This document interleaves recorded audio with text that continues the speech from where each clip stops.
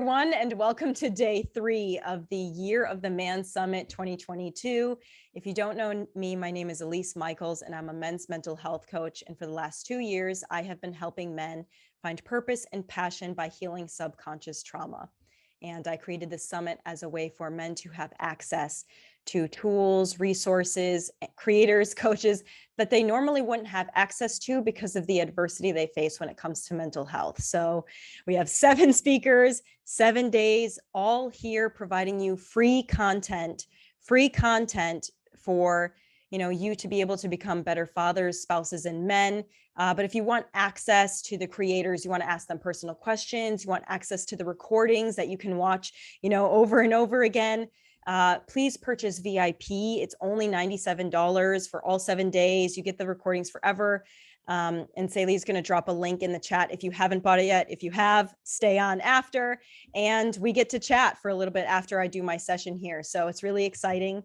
And other than that, like I said before, the summit is specifically to help men become better fathers, spouses, leaders, and men in general.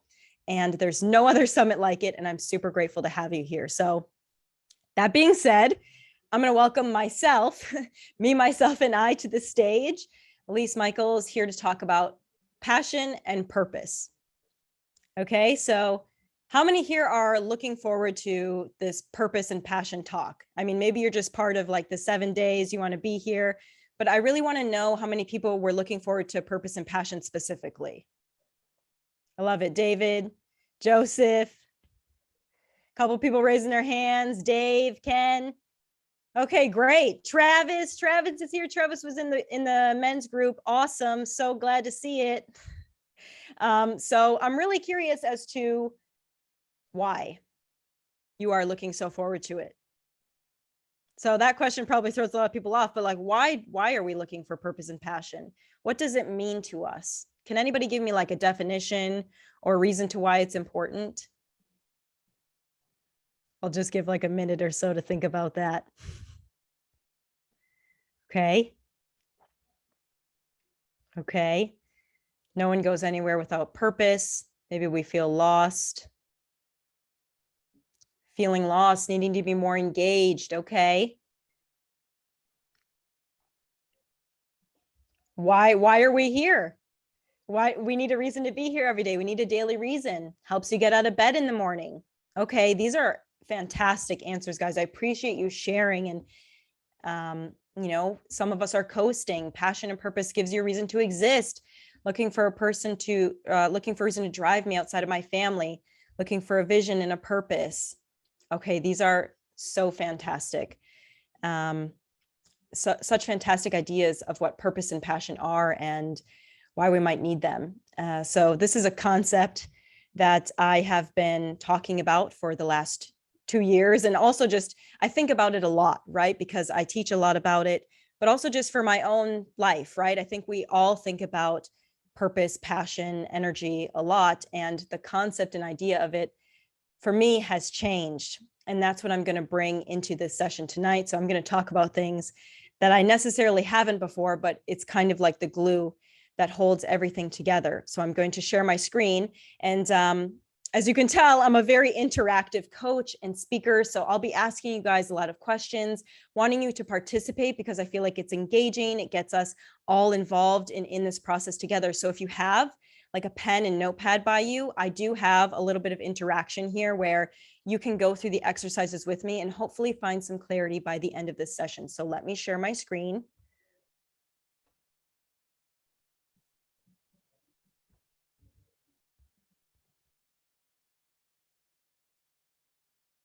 So here we have the Year of the Man Summit 2022, Passion and Purpose. And we're going to define what purpose is just from the Webster's Dictionary. So the definition of purpose is the reason for which something is done or created or for which something exists, right? A person's sense of resolve or determination. So a lot of people in the chat were saying how, it's what gets you up every day, right? It's what gets you going. It gives meaning to your life. So that definitely seems to be the dictionary definition. Passion, on the other hand, is an intense desire or enthusiasm for something, a thing arousing great enthusiasm. But also what it comes from, the root word from Latin is pati, to suffer.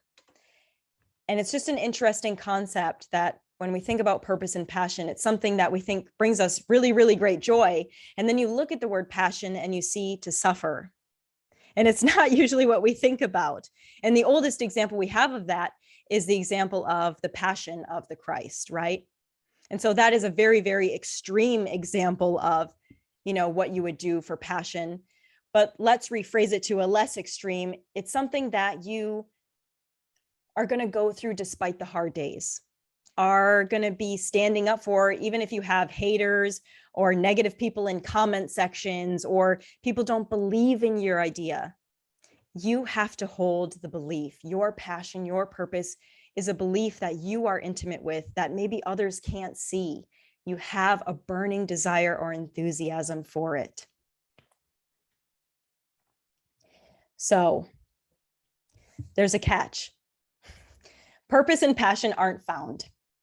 They're created from within you. It's not a thing. It's a belief, an action, a value. We are all called towards something, but we hardly ever listen to it. So what do? What do we do instead of listening to it?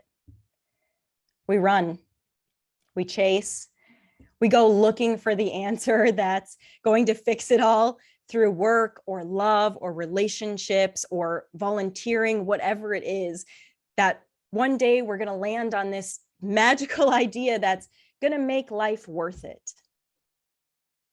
That's going to make us feel like we're making a difference. That's going to make us feel like we're making an impact. But the truth is, true passion and purpose come when you stop looking for them, when you sit in the silence and face yourself.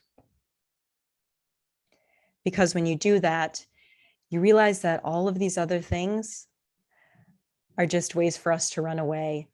They're surface level. They help us run away from our fear, our feelings of inadequacy, from feeling weak or not like a man, or the fact that we're heartbroken or we can't get over our ex, whatever it is that we have inside of us that we don't want to look at. We will find something to chase, right? We'll find something that's going to validate that feeling for us. Instead of looking at it, we want to find something that will make up for it. But what are we doing when we're chasing? What is a dog doing when it's chasing? It's running away. You are running when you are chasing, right? So when you realize that, you no longer chase, you attract. So the first step to finding purpose and passion is realizing that maybe you don't need one. And I think maybe everyone in here might think I'm like absolutely insane right now for saying that, because I'm doing this whole session on this. And now you're like, you're going to tell us now that we don't even need one. But the point of me saying that is you have one. Everybody has purpose and passion within them. But when you say that you need something, it takes control of you. It's the act of letting go of the needing that allows it to come to you, right? You allow it to create. When you're strangling a plant, it doesn't have the ability to get oxygen to grow, right? When you let it go, it'll grow. Maybe that wasn't the best example, but I hope you understand kind of what I'm saying. So in group coaching, I teach this session, and it's not until week 6, because we take time in the first 6 weeks to understand self, right? Self-care, core values, love languages, relationships. We start inside because that's the only way we ever heal or solve anything. We have to go deep. Okay. And I see some hands raised, so I really want to see if somebody has some questions or something like that I can either address right now or at the end. I know CJ is raising his hand. If you have a question, please put it in the chat. Yes, holding water in the palm of your hand and squeezing it and it runs through your fingers. Exactly. You're trying to grasp something and it just goes away, right? Instead, if you hold your hand out flat like this, water just stays in it, right? If you're squeezing it, if you're trying to control it, it falls away, right? So I love that example. So you're probably sitting here going, Elise, if purpose and passion are not things, like how am I supposed to find it? What am I supposed to do with that, right? Like if being a doctor or a teacher or a coach or, accomplishing some type of task isn't what I'm meant to do, like if I'm not meant to just accomplish those things, like what happens, right? How am I supposed to take some steps forward? Well, as I said before, purpose and passion are a belief, an action, a value. And this is where the beauty comes in, because the realization is that you don't find it, you create it. Being a coach, being a teacher, being a doctor, father, etc., all of those things can actually be your purpose and your passion, because you get to decide what you put your all into. Just like love is not something that you find, passion is not something that I find, anger is not something that you find. They're all emotions and actions. They're all energy and motions. And all of us have a certain calling towards something. We all like certain things. We all have affinities towards certain things, skill sets towards certain things. When we start there with what we like, follow that instinct, that vibe, and that's what's going to make those things grow, right? Because you're growing your passion, you're nurturing it. You're not going out and finding it because that's outside of yourself, right? So we're cultivating what's already in us.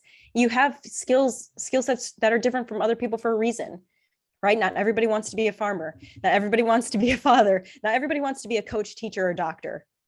You have certain skill sets and gifts that are useful to this world, that when you play to them, you develop a purpose and passion that shines like no other. So when you start, you will never end up where you start, right? You need to allow it to change. And the difficulty with men is we always want to be perfect on the first try.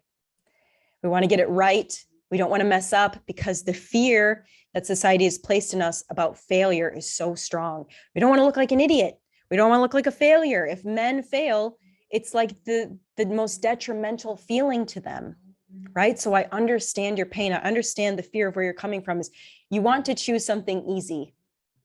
You want to choose something that you're going to be good at. You want to choose something realistic that you can be successful at, that you can make a lot of money at. But I want you to think about right now. And this is off topic, but I want you to think about right now the definition that you learned about what being a man is. Like, think about it. What does being a man look like to you in the way that people taught it? Like, what's the definition? And when you think of that, I want you to think about if you did absolutely everything correct to a T, the way that they said men should be, would you live a fulfilling life?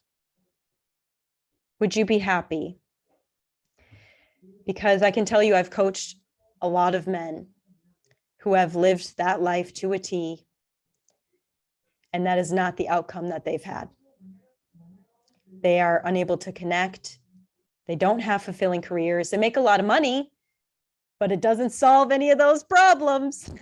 It doesn't solve any of those problems when we look in the mirror and we realize that we have been running, we have been chasing. So there comes a point in your healing process when you have to become comfortable with the fact that things might have to change, that our belief systems might have to change, that the way we see things might have to change. Because two conflicting beliefs cannot live in the same space when you are trying to move forward, right? It's like having one foot on the gas and one foot on the brake. So what I'm asking you in this session is be open. Be open to understanding things in a different way, to learning things in a different way, to accepting that things might not always have to be the way that they have been. They can be easier, they can be happier, they can be more beautiful, they can be less stressful. That's one concept I really like to drill into men because they're taught to suffer. They're taught to take the hard way, to struggle. And that's not saying we don't have to have growing pains. It's not saying that we are not going to go through tough days, but there's a difference between suffering and feeling like you have to, and subconsciously then creating that scenario for ourselves, as opposed to doing things that just make sense for us and not being stressed about it, living a good life despite the judgment we might face, right? So is this making sense so far? Is anything that I'm saying resonating? Let me see a yes in the chat if so, because I would love to know if I'm totally off base here or not. Okay. Thanks, Jamal. Keep preaching, sis. I love it. Okay, good. I'm so glad that you guys are resonating with this. Yeah, like you said, beers after work to drown, stop feeling, we get mixed up in these things of like alcohol and like, flirting with people outside of our relationship because we're looking to fill a void.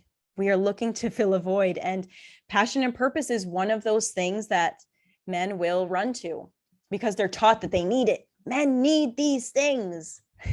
What if you didn't need anything? I mean, here's a wild thing. What if you just needed to be you and that was good enough? Nobody ever tells you that as a man. Nobody ever tells you you're just good enough. So I know I'm giving this whole segment right now, and I didn't actually plan on saying this, is just coming out because I think it needs to be heard.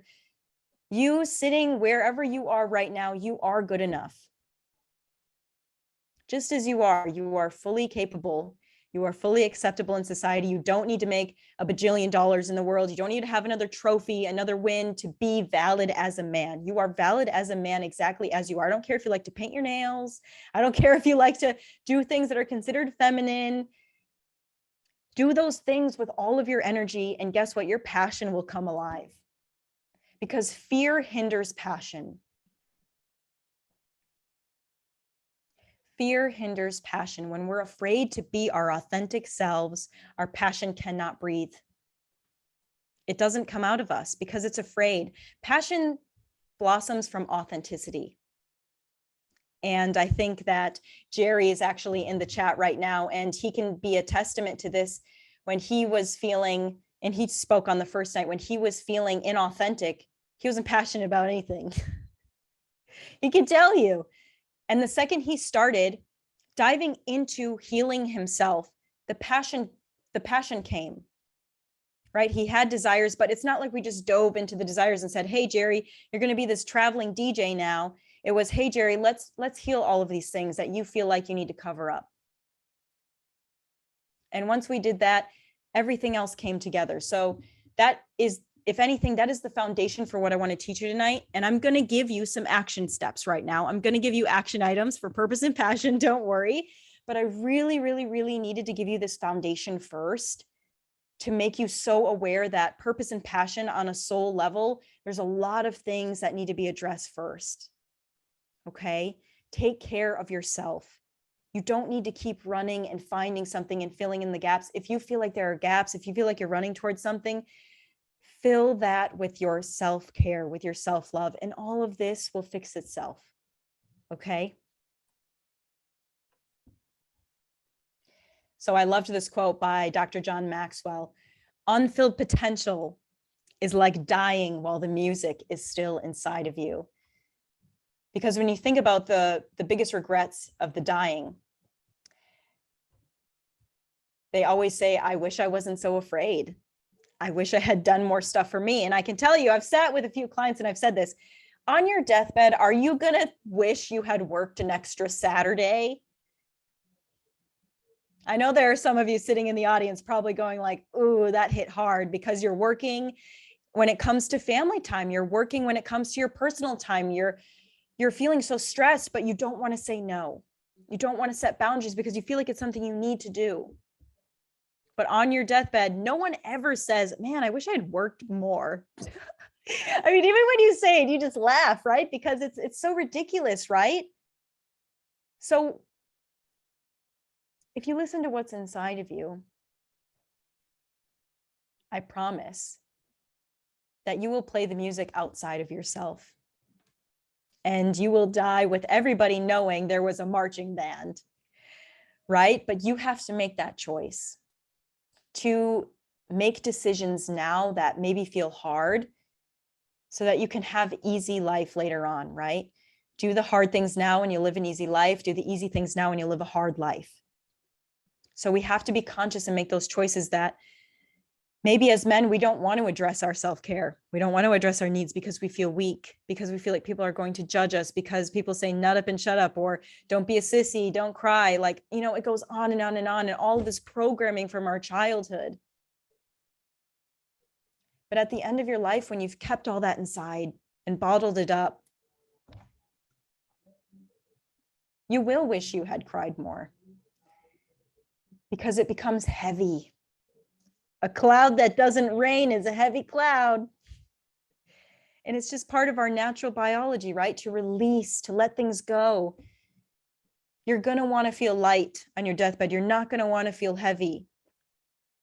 You know, so I know there are a lot of you sitting in your chairs right now, probably going, oh my God, I didn't expect this conversation to come up tonight. I know I bring up death a lot, mortality. We've kind of brought it up like in every session so far, but it's so important to recognize because we don't know the amount of time that we're given. And my job, my goal is to help people save time, because I do not think that you need to suffer endlessly for years on end before you figure it out. I'm here to help you cut that time down so that you can figure it out faster. And if we need to think about, you know, the end of our life sooner, like we need to do that, because then you can enjoy every single day. Okay, so I know I'm kind of going on a rampage, but I appreciate you guys for sticking with me. So now we're going to jump into the action items. Is everybody ready for that? To jump into the things that we can do to find our purpose and passion, aside from the self-care, aside from, you know, things like that. Okay, perfect.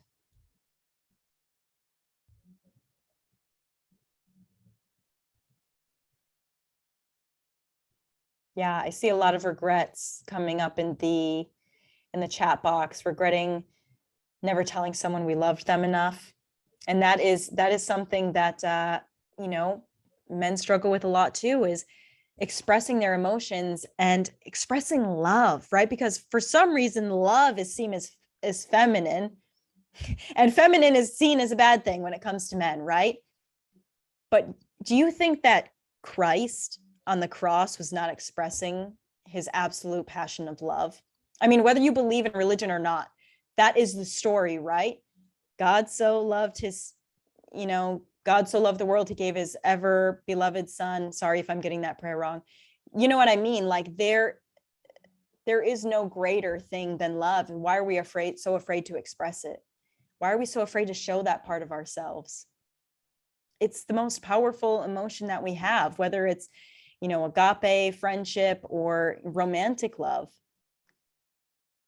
So our job here is to break these fears, these limiting beliefs. When you dive in and love yourself, like Jerry talked about on Monday, love for everybody else, love for what you do becomes so easy. Okay. Yes. Okay. Perfect. Thank you for correcting me. Only begotten son.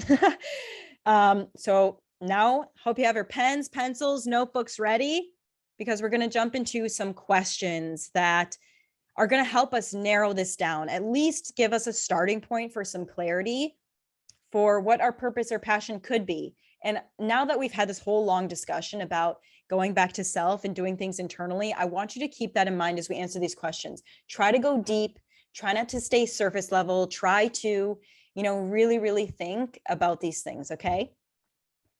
So how do we do it? Questions to ask, right? What do I not want to do? What drains me? Because maybe you don't know what you want to do. Maybe you don't know what your passion is or the things that you love, but you do know some things that you don't like or don't want. So that is a starting point. What are the things I do to distract myself? Right? Do you exercise? Do you play video games? Do you work out a lot? Those are all things that you enjoy a lot more than whatever you're trying to avoid. What do I wish was different in my life? If I could have the perfect life, what would it look like? What do I wish was different? What do I wish had been taught to me that I'd love to teach to others? Right? And I find that a lot of people who find their purpose and passion, they scratch their own itch, right? Like Tim Ferriss says. And, personally for me, I wanted to help people heal so they could help their children live different lives, because I had quite a dysfunctional family with parents who weren't self-aware, who didn't know boundaries, who didn't know how to necessarily love in a way that was, I would say, like maybe parentally supportive, right? Like everybody has their own style, but when you're self-aware, you can hold space for someone when they're hurting. You can support your child so much more. You can support your partner so much more. So, I struggled a lot as a child.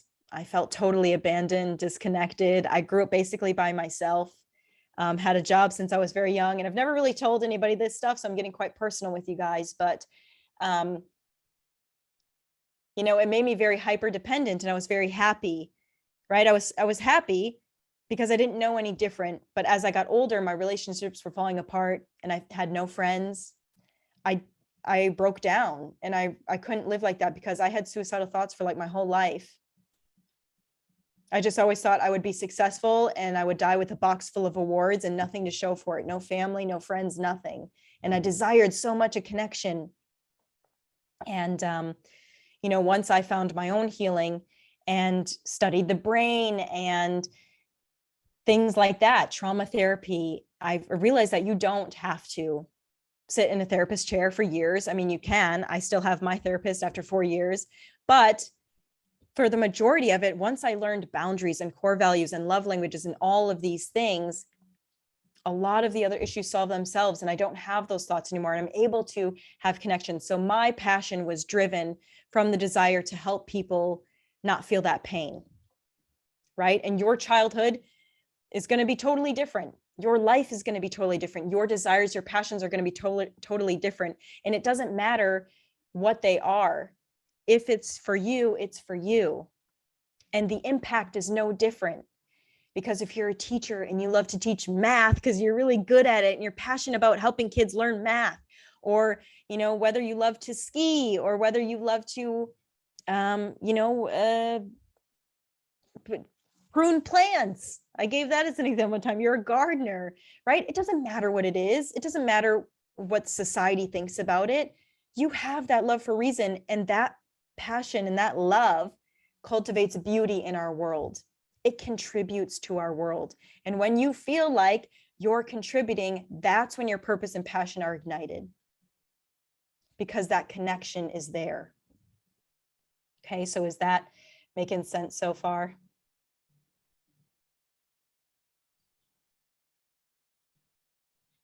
Just reading the chat box, guys. One of the regrets that came up is feeling like I'm not doing enough personally with my family, feeling that I'm failing my family and myself. So whenever those thoughts come up of like, I'm failing, I'm not contributing enough, I really want you to dive into that, because usually what we do when we have those thoughts is we run away, or we try to cover it up with another certification or award or a paycheck, right? But the main lesson from this session is to stop and pause and look. Why is that thought there? Why do I feel like I'm not enough? Am I really not doing enough? Because maybe you've been running away so much that you're not contributing, but maybe you have that feeling because someone made you feel like you weren't enough a long time ago, unless you were perfect, unless you did more. I can't just do one meditation session today. I have to do 2. If I ran for 60 minutes, I have to run for 120 tomorrow. Always the need for more, right? And we lose the connection with our friends, our family, because we don't take the time to pause and actually be present with them, because we're constantly thinking about what they're going to want us to do or say or be. Take a pause and just be present with yourself for 1 minute. Deep breath in, like Dylan was talking to us about last night. Just deep breath, connect with your body. Just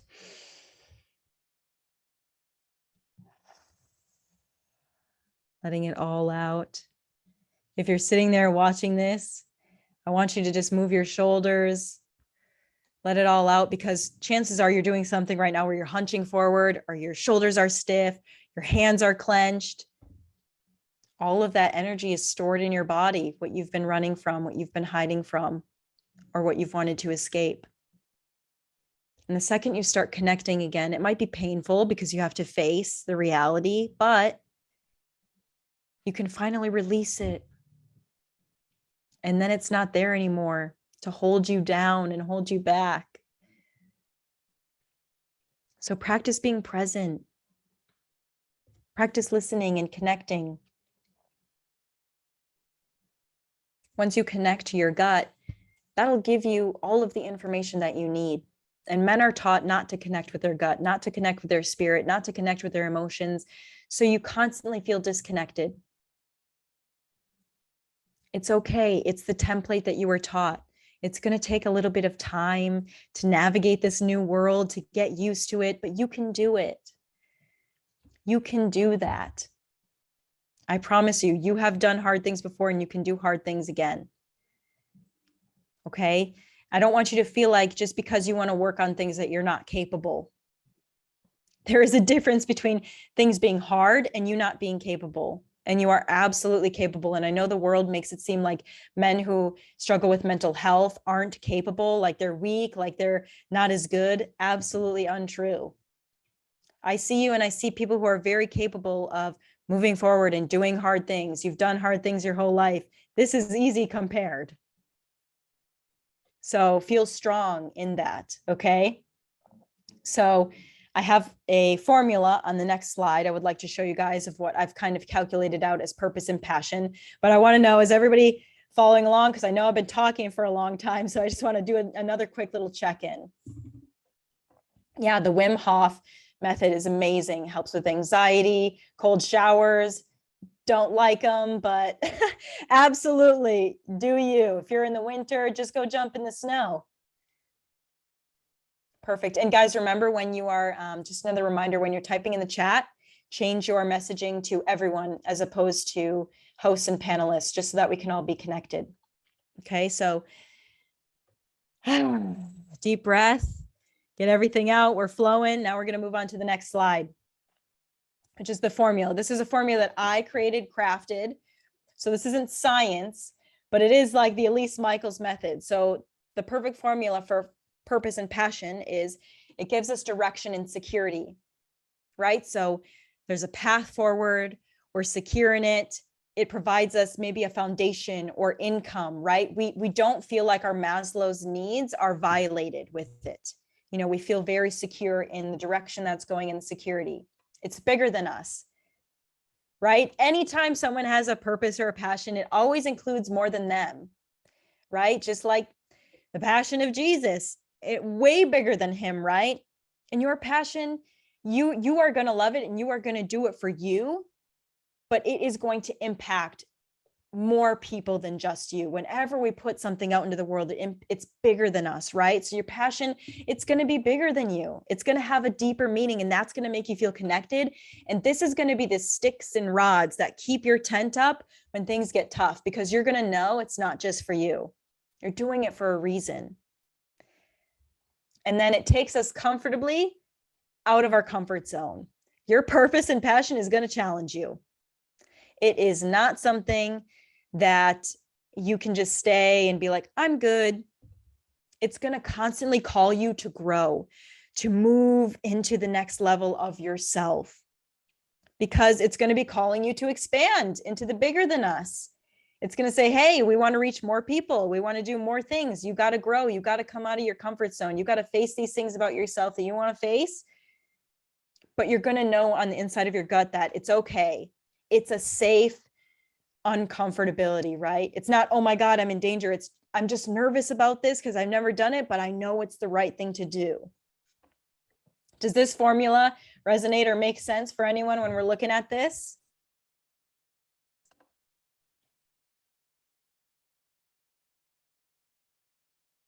Okay, this is great.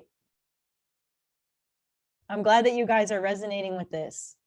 Is anybody getting any clarity as we're going through this? I know that we're kind of going through the questions and stuff fast, and I'm talking a lot, so you might not have time to think, but is anybody getting clarity from this?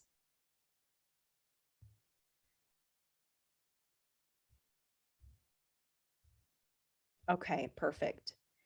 I'm so glad you guys are resonating. Okay, and so the next slide is going to give us a few more actionable steps that we can take, right? As opposed to just questions. There's a little process that I made up. So the first step, allow space for silence. That means waking up in the morning, maybe journaling, meditating, create that as a practice to stop running away and to just sit with yourself and see what comes up, right? Because when we allow space for creativity, right? With space comes creativity. If there's all these activities always going on, we're always doing something, running around, we don't have space to think about what's next, right? We don't have space to listen to ourselves. So you got to get silent, see what comes up. Look at what we don't want to, exactly what I just said. When the silence comes, so do the things that we don't want, maybe. The emotions, the icky feelings, the boundaries we don't want to set at work or at home, the hard conversations that we might need to have. We have to start looking at those things because that's what's going to create more space. And then we look at what's missing. Is there anything missing in our lives? Do we want more connection? Do we want more friends? Do we want more love or more money? Right? Look at what's missing in our lives. Look at what's missing in the world, even, right? Like, what do you feel like you're good at that's just nobody's talking about, right? Like when I got into coaching, I was actually coaching for women, and then I realized no one's talking about men's mental health. Men were asking me questions, and I was like, why are so many men asking me questions? I was like, oh yeah, because they don't feel like they have anybody, right? So I saw what was missing, and I tried to be that person. Give yourself the ability to try different things. Do something crazy that you've never done before. We're all in a monotonous autopilot, trying to pay our bills, take care of our family. Take a cooking class with like 3 different ingredients that you've never had before, right? Try spicy if you always try sweet. Do something crazy, because that's going to get you into that's going to light up a different part of your brain. Volunteer. Volunteering is one of the best ways that we can accelerate gratitude in our lives, because it makes us remember how lucky we are. And it's okay if you don't feel lucky right now or you're going through a hard time. I understand that. But giving back and seeing someone else's point of view makes us want to keep our problems real quick, right? Sometimes that happens. We see someone else's life, like, oh, I'll keep what I have. Thank you. And then you feel good because you've helped someone. And through that process, you can find a purpose and a passion. And then just enjoy the ride. Don't feel so stressed like you have to figure everything out now, because the point of your life is just to live it. There is no definition of what a man should be. I know that you've been taught that, but there isn't. And the sooner you can break these societal concepts, the sooner you can just live your life and just enjoy your life. And then it's not stressful anymore. And who would have thought? Once I stopped caring about what everybody else thought, life is pretty great. I just do whatever I want, right?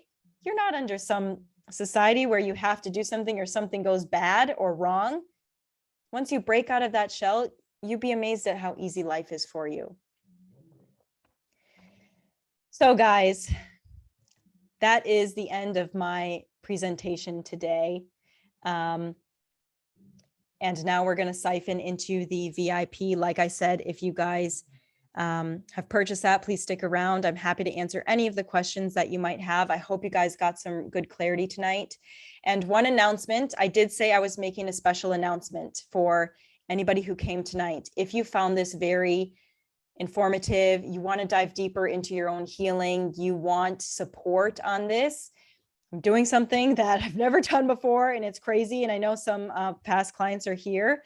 For the first 3 people who sign up, Sally's got the link. I'm giving 75% off of men's group coaching for February. So the entry is only $500 to join men's group coaching. So if anybody wants that, Sally's going to post the link in the chat. The first 3 people who jump on it, and then it's gone. And then it moves into 50% off, which is $9.97. And the regular price is going to be $19.97 because I want it to be a very intimate group. It's over 8. I think I'm going to make it around 10 to 12 weeks long this time. Last time it was only 8 weeks. I have guest speakers come in there. I have a breathwork expert come in. We really become bonded as a brotherhood during that time. So if anybody wants that, please go ahead, jump on the link. It's in the chat. Or else, guys, we're going to go ahead and start the VIP. I'm really excited to answer your guys' questions. Whoever has questions, feel free to put them in the chat and I will answer them in a couple minutes when we start VIP. Hey guys, welcome back to the VIP session of the Year of the Man Summit, day number 3, Purpose and Passion. We have a question already, which is, how are you able to let go if there are people or instances like a boss that are pushing you down verbally or being a bully? That's a fantastic question.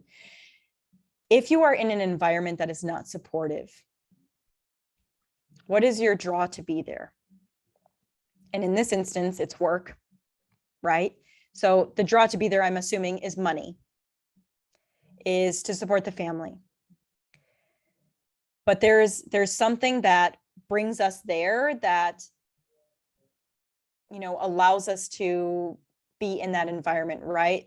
I don't want to say that we manifested that environment or we feel like we're deserving of that environment, but, you know, there are multiple things like, you know, what can we do in this instance, right? Take back your control.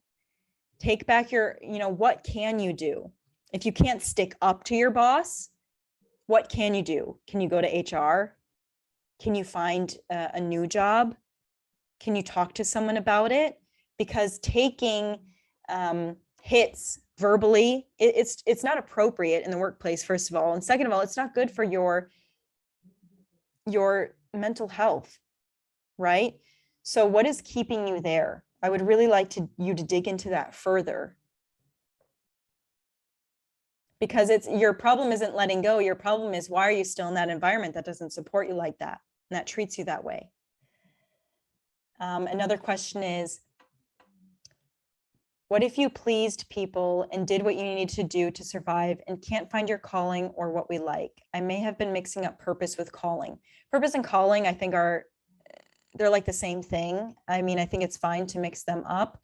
And if you were a people pleaser and did what you needed to do to survive, and you're feeling confused right now at your calling or what you like, you know, your first, foremost, and only job is to show yourself self-care and self-love in a way that you maybe never got shown, right? That is your only job. Because if you spent your whole life just surviving, taking care of other people, and you don't know who you are, then that's your time right now to discover that. You don't need to worry about a calling or a purpose, because your purpose is loving you.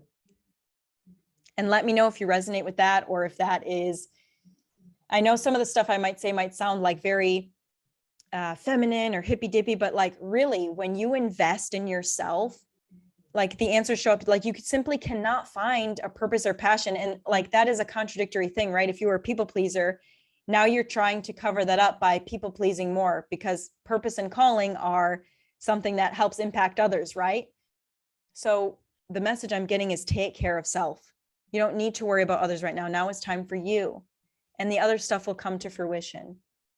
Okay? How do you push yourself into being more passionate and becoming more self-aware when all you feel is numb? So my perspective on being numb is, it's not the lack of emotion, it's the total overwhelm of emotions to the point where we don't know how to handle it, right? And the way I like to look at that is, for anybody who's here and you're really, really struggling, I always recommend seeing a counselor or a therapist first, because that creates a relationship that makes you feel safe to start unpacking some of this stuff, right? I never recommend that anybody tries the healing journey totally alone, because relationships are the foundation for healing. Okay, so first of all, find someone you trust that you can feel good exploring these new concepts around, someone who you don't think is going to judge you, someone who makes you feel safe.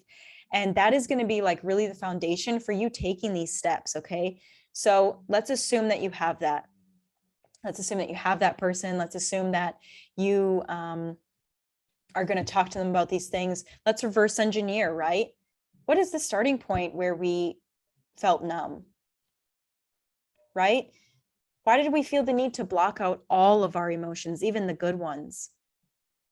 Because when we can go from there, we can start looking at, well, what did I used to enjoy? And when I start healing processes with my clients, sometimes I don't have us focus on all the bad stuff. I say, okay, what can we add into our life that's good, that makes us feel good, right? So start adding things in that feel good, that are dedicated just to you, that aren't just you pouring from an empty cup. Because that's what a lot of men do. They take care of their family, their friends, their boss, their spouse, and they have no energy left for their own. They're like, oh, I'll exercise tomorrow. I'll eat better tomorrow. They're just treating themselves like crap. And then you wonder why you feel like crap. You got to make time for you. You have to make time for you. And that's when everything starts to feel better and make sense. Yes, safety matters, emotional safety. Dylan and I went really in depth with this last night. Of course, I'm sure you guys were all here, but we talked about creating safety in the body, right? One thing, so another thing in here, one thing that helps me is to understand that the other person is also living their own human condition, and their bullying, et cetera, may be a symptom of what they're living through.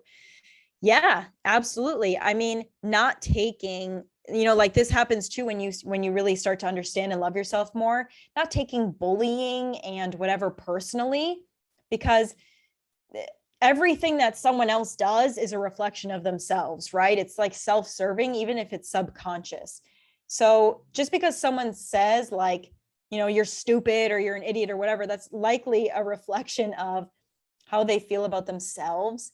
It really has nothing to do with you, right? And it's also a reflection of the emotional maturity that someone has. It's inappropriate to project your feelings on someone else like that. And you don't have to take that. It doesn't, like, just because someone says you're stupid doesn't mean it's true, right? Like, we don't have to take others' words as truth. That's why you have to be convicted in how you feel about yourself and your self-esteem, right? I'm doing a lot of different things, which could be distractions. How do you know when they are distractions? That's a fantastic question. Can you answer it yourself? Because usually if you ask, you already know.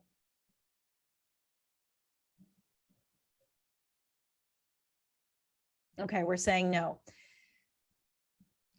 So here's some eliminating things. Do you have time for self-care? Do you ever sit and kind of analyze how you're feeling? Do you have good connections, good relationships? Because you can be doing a lot of things in your life that you really enjoy.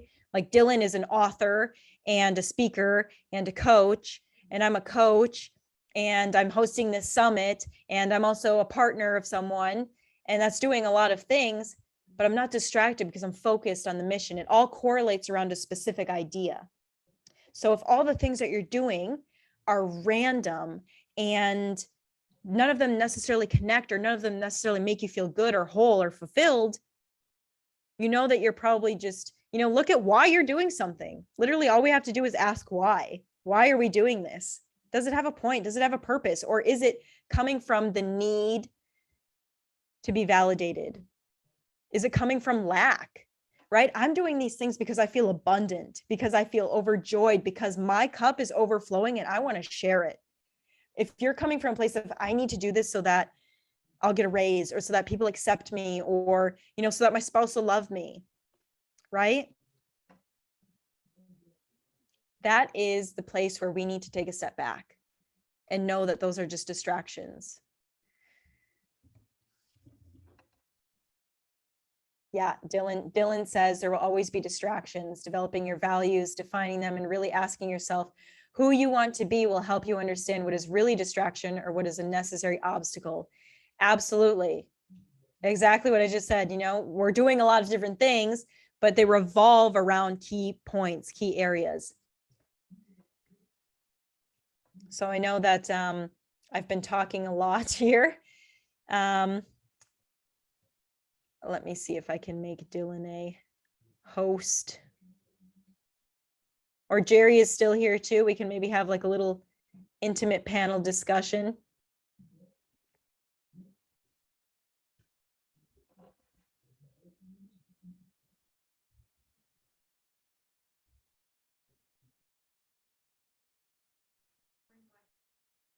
Hello. Dylan, are you there? I am. Hello. I'm bringing Dylan in on my night, guys, because it's lonely just being with me. I appreciate it. Does anybody have any last minute questions? I know it's getting later and I talked a lot, but I want to make sure that everybody is feeling like aligned and has some clarity and has really gotten their questions out. Dylan's not coming on camera. I don't have the camera option. Oh, you don't? Oh, no, I don't think so. Oh, what the heck? I don't know how to fix this. Sorry. I said promote to panelist, so you should be like got it. Okay, perfect.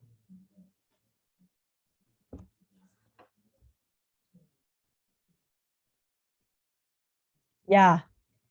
It's the same thing as last night, where I can't start my video because you've stopped it. So I don't know whatever you did last time. Sorry, it's not like letting me click on your name. Okay, well, anyway, I want to know if anybody has any other questions. Me and Dylan are on here now. Matthew has a question. I could probably put Jamal in here and we can all do like it'll be fun. It'll be fun. It'll be like a little extra bang for everybody's buck. So while I do that, Dylan, do you want to read Matthew's question? Sure. As a man, I feel like purpose and passion are my main drivers in life, and I feel like I'm constantly running to find it. How do I slow down? It's a good question. Realistically, it's a conscious thing, right? I think for me at least, I have so many things going on, right? And I'm sure this is something that Elise feels as well at times, is that we have so many things going on in life that until you consciously step out of that, revolving door of getting work done, and say, do I actually have to get this done, right?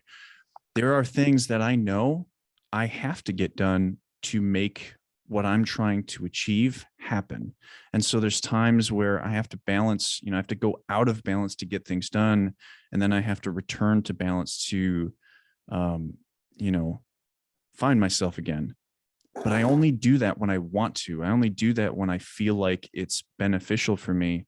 And realistically, I do that only because I know I'm creating the ultimate goal of building a balanced life, that I don't have to actually do that at some point. That's my goal, right? So I'm not sitting here for 64 years doing what I'm doing right now because I know I don't want to. And so I'm trying to build something that is sustainable, something that's consciously not going to destroy me, right?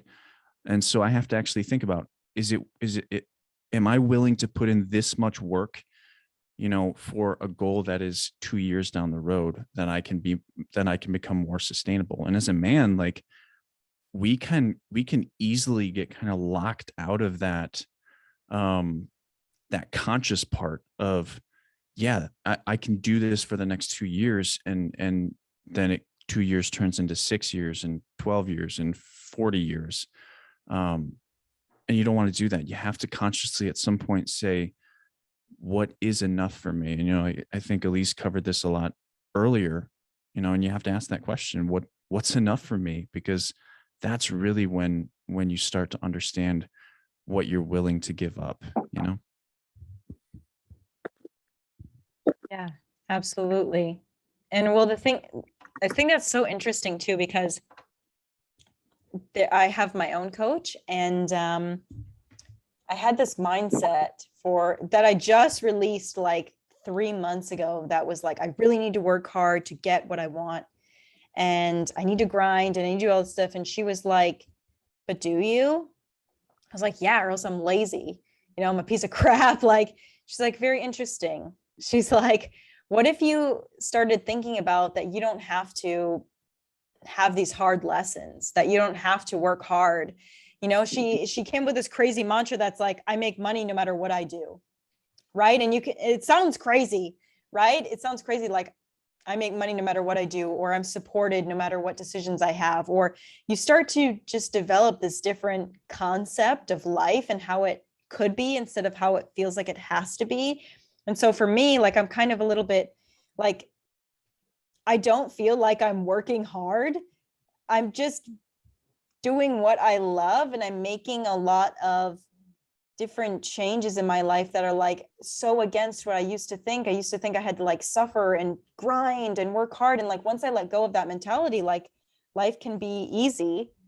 It became a lot more enjoyable. So sometimes I think it's also just stepping into your mindset and saying like, what beliefs do I have that I could let go of or change? And obviously I'm still building towards something, but I don't feel like I'm struggling to do it anymore like I used to.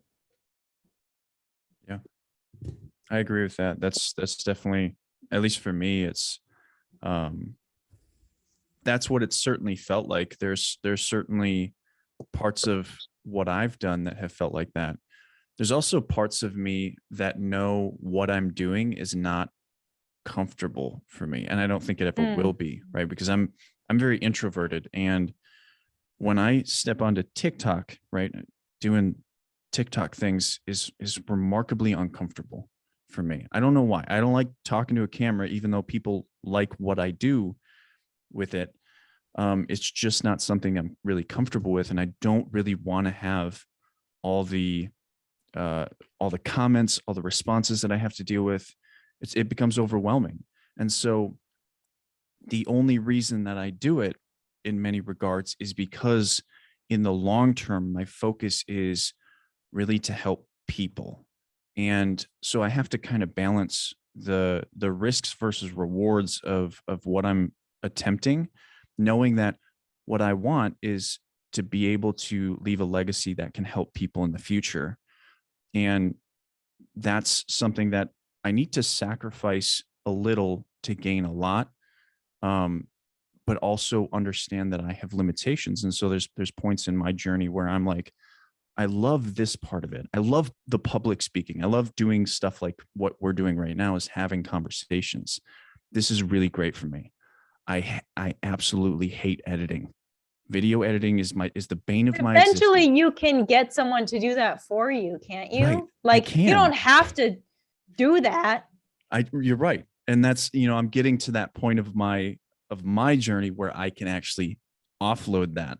But, when you're an entrepreneur and you're starting out, you don't have the money to do that. That's not a cheap thing to do. And so, what is TikTok? TikTok is a video editor. So I'm sitting there editing videos every day, doing something I absolutely hate, but also understanding that in the end, what I've given is something that I'm very proud of, something that um, I'm appreciative of what I've done. So there's always going to be things that you don't want to do in life, and I kind of look at it from a more primal understanding, because I've obviously had the military side of things, and I think military in general is very a primal way of looking at life, because it's kill or be killed. And do you did tribesmen want to go out and go on long excursions to go hunt animals to um, bring back to the tribe? I don't think so, right? And so that's why we came up with tools. That's why we came up with weapons. That's why we came up with traps, and more efficient ways to kill things so that they could eat easier. And I like to think about it in that terms, is that we're always trying to make things more efficient, but there's always going to be a hard piece of that struggle that we're always going to have to face. That's why my book is called Defy the Darkness, right? There's always going to be a dark part. There's always going to be a difficult part. And you need to be able to sit with that, understand it, and in many ways, you can actually weaponize it for yourself and use it for good and develop yourself and move forward with knowing your weaknesses, knowing what you struggle with, and having the ability to do that benefits everything else, in my opinion. But I'm curious what you think. No, I mean, well, it's like I agree. And then also like just yeah, I mean, no, I agree. And then part of me is like the life I'm living right now is like, I feel like I just don't do anything that I don't like to do anymore. But that's probably because like I'm stepping into the next level of my own growth, right? Like today I posted on Instagram investing a substantial amount of money in my own coaching and the fears that brings up and the insecurities. And I think at different stages of your growth journey, you're going to need, like, you're going to be challenged in different ways. So there's always going to be a piece of yourself, like you said, the darkness is going to come up, and we've grown past the age of having to hunt animals with these tools and stuff, unless you're a hunter, whatever. We can go to the store and buy a package of hamburger. Like, we have different challenges now, and they're more sophisticated, or they're more intellectual, and they're more like self-induced challenges, right? Like, I need to face my insecurity, I need to face my fear, I need to face the fact that I have to get in front of this camera every day and I hate it. Right. For me, like, I love the camera. I want that to be like my main job, dude. I'll be on a reality show. I love it. And maybe that's a darkness of me. Maybe I like attention too much. I don't know, but I think that the more you do things you enjoy, it also creates space Yep. for more things. And if you can in your life, at least do more things that you enjoy. Yeah, as opposed to things that you don't enjoy, right? Because if all of your day was video editing, you would hate it and you would quit. Right. There are other things that make it worth it for you. That's a little part that you don't really like, Yeah. And it's Hey, guys. also, Oh. is that Jamal? Yeah, that's me. So you're probably hearing Yeah. my little thing ping off here, all these little sounds that are coming from this new laptop here. But as I'm doing something I don't really like, but I really want to say that I appreciate the honesty of both Elise, just both of you guys, just being honest with your journey where you are currently, but also finding what you love and what you don't love. And for anyone listening who's going to see this played back, part of my full-time gig outside of everything I do in counseling and podcasting is also working for anti-human trafficking. People go away from that. So going into that is not something that anyone would run into. I don't always like it. I don't always love it, but I can still be myself. I can still be that mentor. I can still be that counselor. I can still be that friend. Even though I'm an introvert, I can still be that one-on-one person that is willing to pour into someone when they want to stop by and have a Zoom meeting. It used to be stop by the office. And so finding what you love, even in what you don't love, allows you to develop your niche even within that. Yeah. And then when other people see that, they're like, hey, I've been thinking of this position, or I'm thinking of you contracting or consulting with this company because this would really work. This really suits your gifting. There's a scripture that says, a man's gift makes room for him, and he will not stand before mean men. And so I just want people to hear that when you have the confidence, and going back to Elise's, going back to the presentation, to say, you know what are the things that are missing? What is the thing that I actually was born for? Not the thing that I'm looking for, the thing that I know is inside of me. And just begin to start shooting your shot. Don't even shoot for the moon, shoot for the sun. You'll hear me say this tomorrow, and grab as many stars along the way. And you know what? When you have a fear of rejection, that's a lot harder to do. You don't just step out and just do it, but you start taking those baby steps. And those little baby steps lead to giant quantum leaps. And it's not like it's not failure in between there. It's not like you don't have to have some training wheels on and don't have to learn some lessons. But while you're learning, oh man, you begin to love your life, even when the things that are not ideal. And listen to you, Dylan, where we don't have overhead to maybe pay someone to delegate these things off. It's like, okay, what can I do to keep my vibration up in the midst of this? So that way I'm enjoying this. And I'm not just telling myself I'm enjoying this. No toxic positivity. I can't stand that. Right.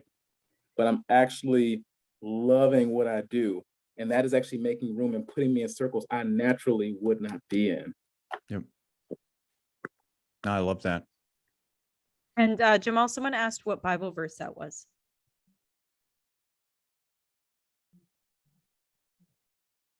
Jamal, did you hear me? I think I can hear you. I pushed, it Oh, said something about panelists and then I pushed a button. I don't know if I no. came out. Yeah, you just got promoted to a panelist, so I'm trying to get you guys on video, but someone asked what Bible verse that was. Okay, you guys can both do video now. Oh, we I can. fixed it. Oh, wow. I'm so prepared to go on video tomorrow. I but know like, we're almost done, but you don't have to go on video. I mean, I just gave you the ability to. let me So see.